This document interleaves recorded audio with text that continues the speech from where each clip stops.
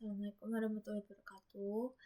Perkenalkan, nama saya Aisyah Nuraini dengan NIM E1220220164. Di sini saya akan menjelaskan mengenai regresi linear dengan suatu data dengan targetnya itu MBG atau mile per gallon.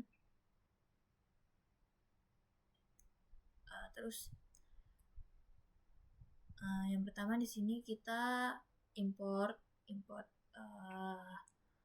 foldernya pada Google Drive dengan sintaks berikut. Kemudian kita mendownload library atau mengimport library dengan berbagai bahasa, yaitu seperti NumPy, Pandas, OS dan sebagainya.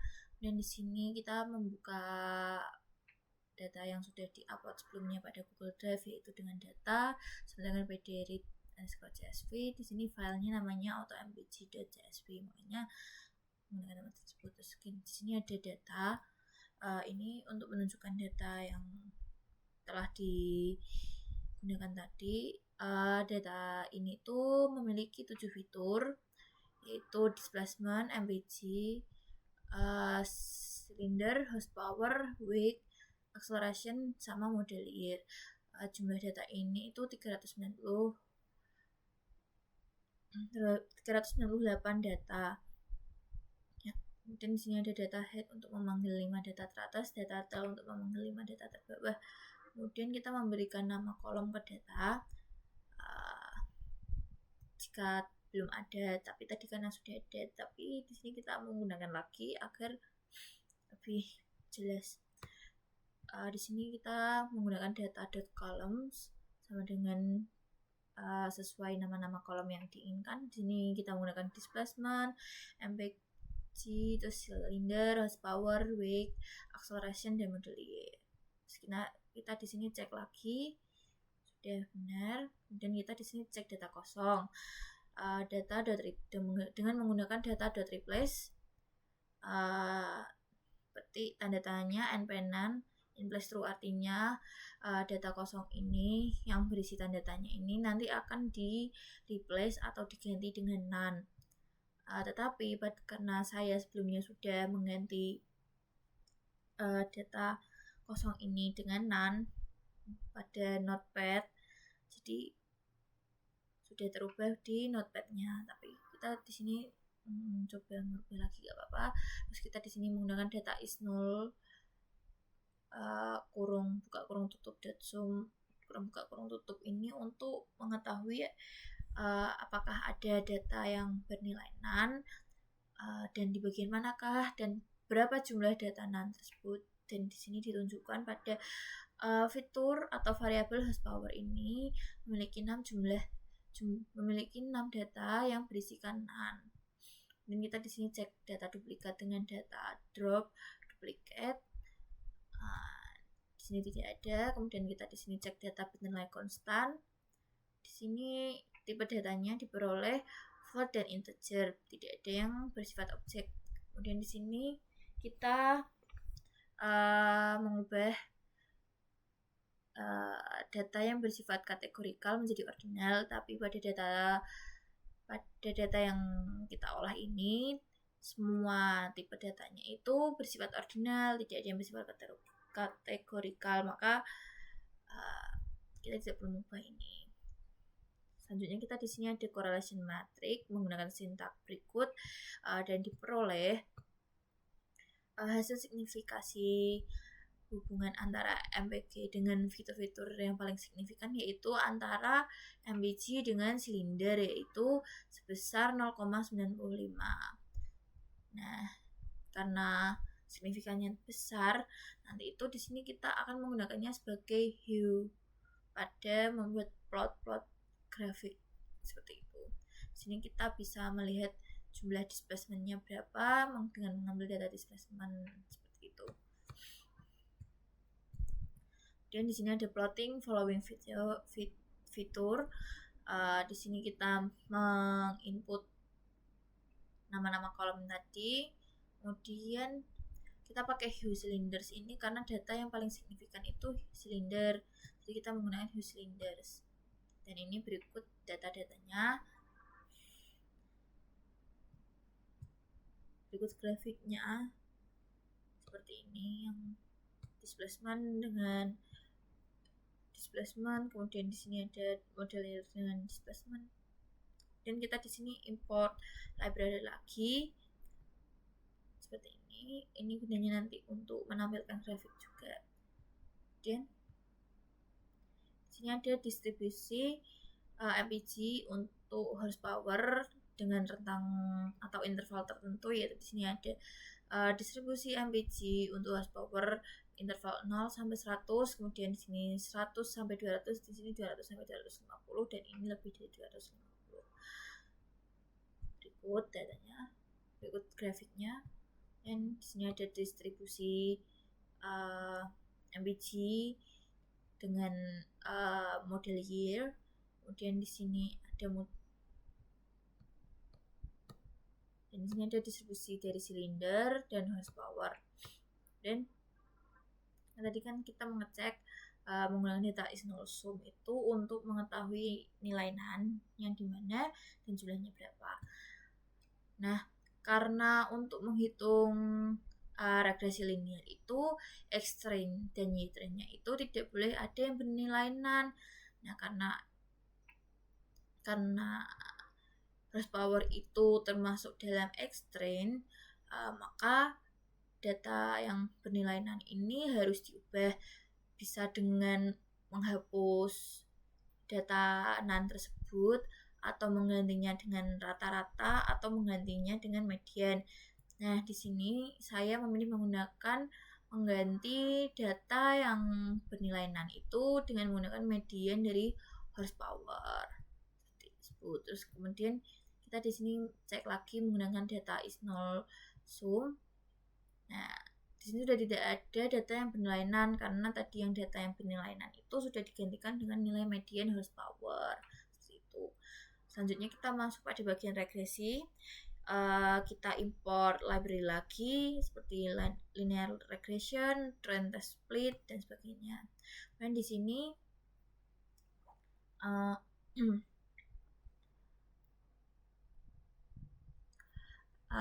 kita menghitung regresi linearnya, yaitu dengan menggunakan X-train, X-test, Y-train, Y-test.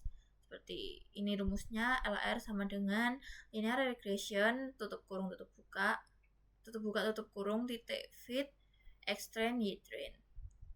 Kemudian diperoleh nilai regresi linearnya itu sebesar 0,8957.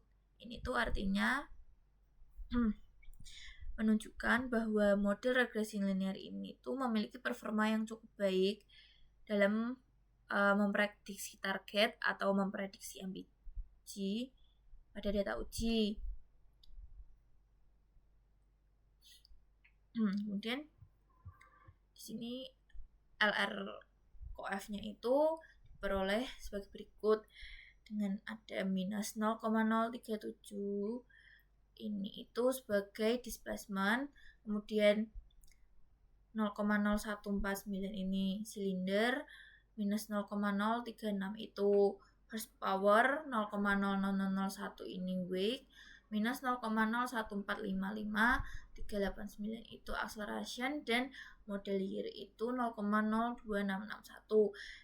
Di sini ditunjukkan nilai paling besar itu atau nilai yang paling besar itu ada pada ini 0,01498 atau miliknya silinder. Artinya hubungan antara target dengan X-train ini dengan fitur-fitur lainnya ini tuh yang memiliki signifikan terbesar itu pada silinder, dan ini benar seperti ditunjukkan pada tabel korelasi metrik tadi. Dan di sini LR.intercept-nya diperoleh 2,505. Kemudian untuk menghitung Y, kita di sini menggunakan Y sama dengan LR intercept ini atau regresi linear yang MPG tadi ditambah miliknya displacement, terus di sini ada silinder, lalu apa ini tadi, horsepower, weight, acceleration, sama model year. Kemudian diperoleh nilai Y-nya itu sebesar 2,50095. Dan di sini ada kita akan mencari nilai MSE, dan kemudian diperoleh MSE train datanya itu sebesar 0,265 dan MSE test datanya itu sebesar 0,338. MSE itu merupakan mean square error, yaitu merupakan metrik yang digunakan untuk mengukur rata-rata kesalahan kuadrat antara nilai prediksi dengan nilai aktual.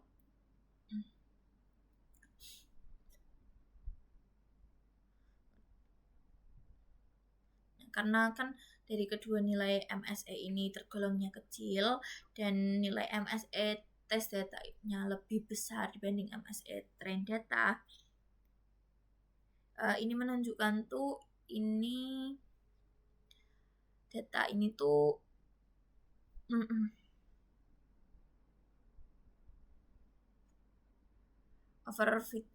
overfitting, tapi itu masih bisa dikatakan data ini tuh masih baik gitu loh, maksudnya dapat diolah dengan baik gitu.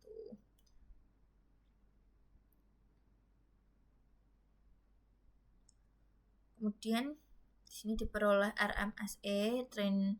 RMSE itu root mean square error atau metrik evaluasi yang umum digunakan dalam regresi untuk mengukur perbedaan antara nilai prediksi dengan nilai aktual.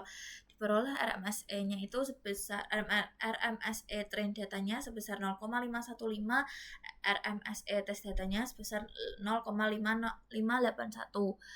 Di sini lagi-lagi nilai RMSE test datanya lebih besar dibanding RMSE train data.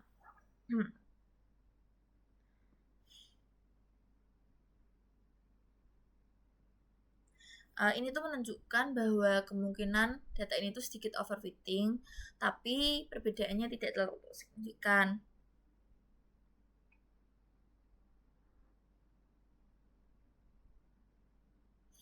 Kemudian di sini kita mencari nilai MAPE. MAPE-nya itu sebesar 9,133. Ini tuh memiliki arti bahwa model ini tuh punya kesalahan prediksi rata-rata sebesar 9,13% relatif terhadap nilai aktual.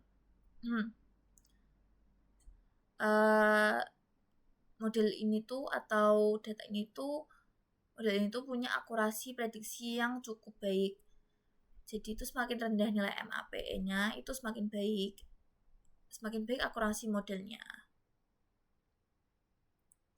Kemudian di sini ada R kuadrat train datanya sebesar 0,906 dan R kuadrat test datanya sebesar 0,896. Dengan R kuadrat train datanya ini 0,906-nya ini itu memiliki arti model ini tuh mampu kayak menjelaskan sekitar 90,6% variasi dalam variabel dependen pada data latih atau data yang digunakan untuk train data ini. Kemudian pada R kuadrat test data sebesar 0,89 ini itu memiliki arti bahwa model ini tuh mampu menjelaskan sekitar 89,6% variasi dalam variabel dependen pada data uji atau tes data. Karena kedua nilai R kuadrat ini tinggi atau cenderung mendekati 1, ini tuh memiliki arti bahwa atau menunjukkan bahwa model ini tuh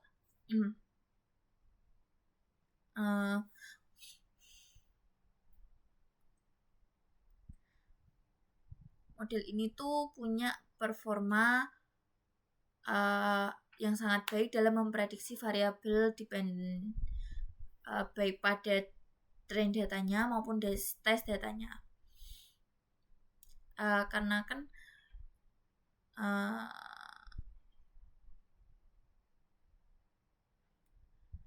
R kuadrat tes datanya ini itu sedikit lebih rendah atau lebih kecil dibanding R kuadrat train datanya, ini tuh memiliki atau menunjukkan data ini tuh kemungkinan terjadi overfitting, tapi perbedaannya tuh tidak terlalu signifikan, jadi masih bisa dikatakan aman seperti itu. Kemudian kita di sini menggunakan metode random forest. Kemudian pertama kita mencari MSE-nya dan R kuadratnya. Kemudian diperoleh itu MSE train datanya sebesar 0,011 dan MSE test datanya sebesar 0,061. Kemudian R kuadrat train datanya sebesar 0,996 dan R kuadrat test datanya sebesar 0,981.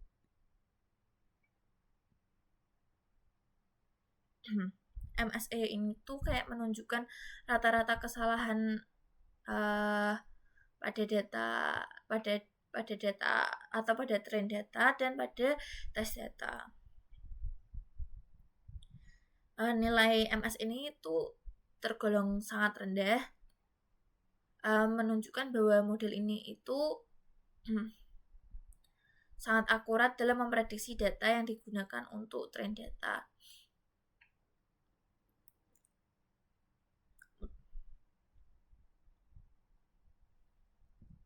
Kemudian R kuadrat train datanya itu sebesar 0,96. Itu menunjukkan bahwa model ini tuh mampu menjelaskan sekitar 99,6% variasi dalam variabel dependen pada train data. Nilai R kuadrat ini cukup tinggi sehingga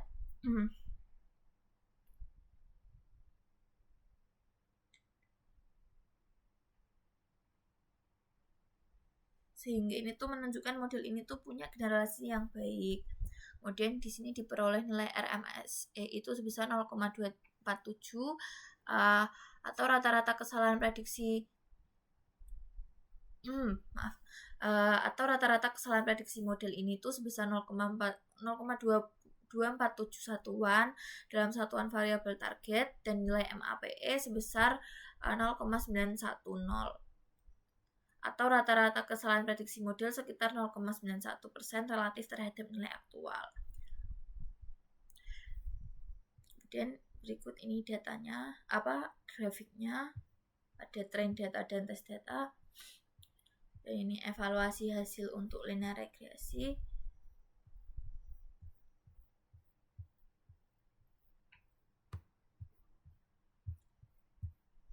Dan di sini ada deploy-nya, model prediction-nya 7,86.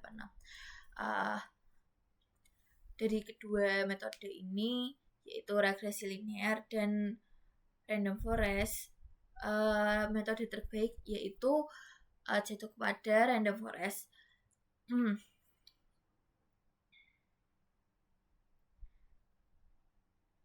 Hal ini karena